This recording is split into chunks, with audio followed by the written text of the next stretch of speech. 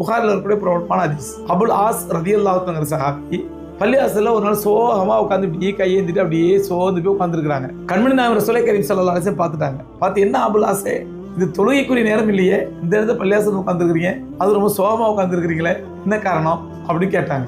அப்ப அபுல் ஆஸ் சொன்னாங்க, யா ரசூலல்லாஹ், கடுமையான கடன் தொல்லை யா ரசூல், அதான் அல்லாஹ்ட்ட முறையிட வந்தேன். கண்மணி நாயகம் ஸல்லல்லாஹு அலைஹி வஸல்லம் நாளைக்கு வாங்க துஆன்னு சொல்லி தரேன்னாங்க. அபுல் ஆஸ் ரலியல்லாஹு அன்ஹு போனாங்க. ரசூலுல்லாஹ், என்ன துஆ? கண்மணி நாயகம் ஸல்லல்லாஹு அலைஹி வஸல்லம் மிக பிரபலமான துஆ சொல்லி கொடுத்தாங்க. அல்லாஹும்ம இன்னி அஊது பிக்க மினல் ஹம்மி வல் ஹுஸ்ன் வ அஊது பிக்க மினல் அஜ்ஸி வல் கஸல் வ அஊது பிக்க மினல் புக்லி வல் ஜுபன் வ அஊது பிக்க மின் கலபத்தி தைனி வ கஹரி ரிஜால். என்ன சொன்னாங்க?